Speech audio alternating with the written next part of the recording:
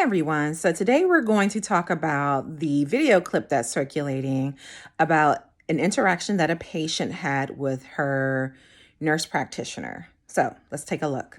What were you thinking about when you got pregnant, that you were not going to work? I'm just curious because, I've had 3 kids. I worked up until the second they were born. So the first thing worth noting is that this interaction is very rude, right? The practitioner puts herself first in this conversation. She's saying what her experience was with her 3 children, when this has nothing to do with her as a mother and has everything to do with the patient who is standing in front of her. And so something else that I do want to point out that I didn't mention, this is editing Rainy coming back, is that as you can see from the beginning, we already know with where the video started, where this whole situation is based in, right? We know what it's based in, and it's based in what sounds to be like a little bit of a microaggression. I don't know why it's called micro, because these are like macroaggressions in my point of view. But yeah, saying, what did you think, you weren't going to work?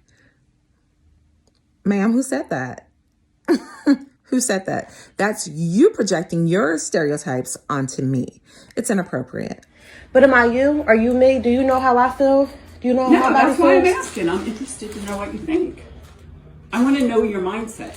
So when you got pregnant, what were you thinking about? So it's also worth noting that as she tries to center herself as a mother, it's the line of questioning is rude, and it's also inappropriate, as well as it just doesn't matter, right? Like, who are you to question what someone was thinking when they got pregnant?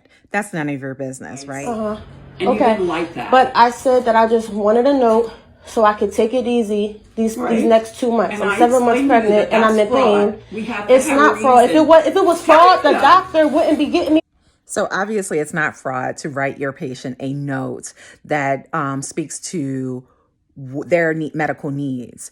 And in this case, the patient is saying that she's experiencing pain. And it's not uncommon for women to experience pain throughout their pregnancy, in addition to experiencing pain in different parts of the pregnancy based on certain things. So what we don't know is how far along this young lady is. But what I'm here to tell you is it doesn't really matter. If she says she's in pain, then she's in pain. Because the number one thing that we're all taught in medicine and nursing school is that pain is subjective, right? Which isn't true. Because I'm the person who saw you and did the exam. Okay. So what she's saying is, I did your cervical exam or your physical exam, and I've decided that based on my exam that you could possibly be in pain.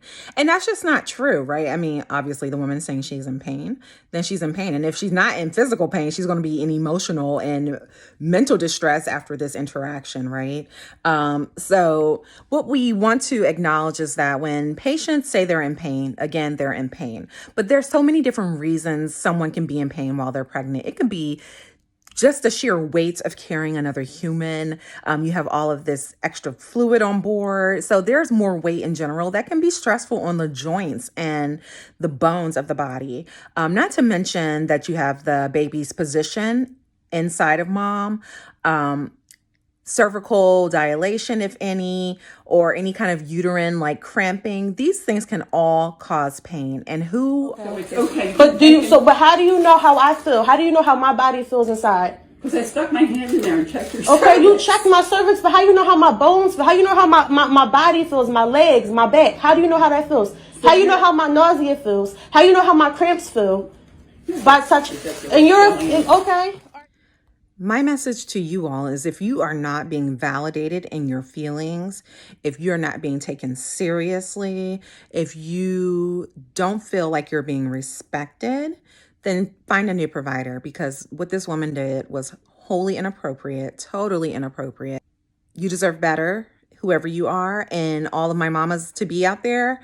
You also deserve the best, and don't settle for less. Also, I do want to acknowledge that depending on the location these people are in, this patient is in, she may not have access to another provider, which is really unfortunate. But we do have to acknowledge that there are hospital deserts, right? There are places where there aren't hospitals. There are places where maternity care is very sparse and few in between. So there may not be much of a choice in this matter, but it's really unfortunate. And this specific situation can lead to poor outcomes for a number of reasons. But one of the things is that this woman clearly has bias. And additionally, she's not even listening to what the patient is saying. She's basing everything about this patient on what she thinks and what her cervical exam was.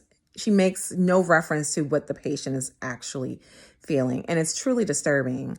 And this is how things happen. Bad things happen because Black women aren't believed, and they aren't taken seriously, and there's a lack of empathy. So as practitioners, we have to remember to always, strive to be better and to listen to our patients, receive the information, believe the information, and then examine the information so that we can make sure that we're not missing out on anything and that we're keeping this mom and her baby in the best hands and care as possible.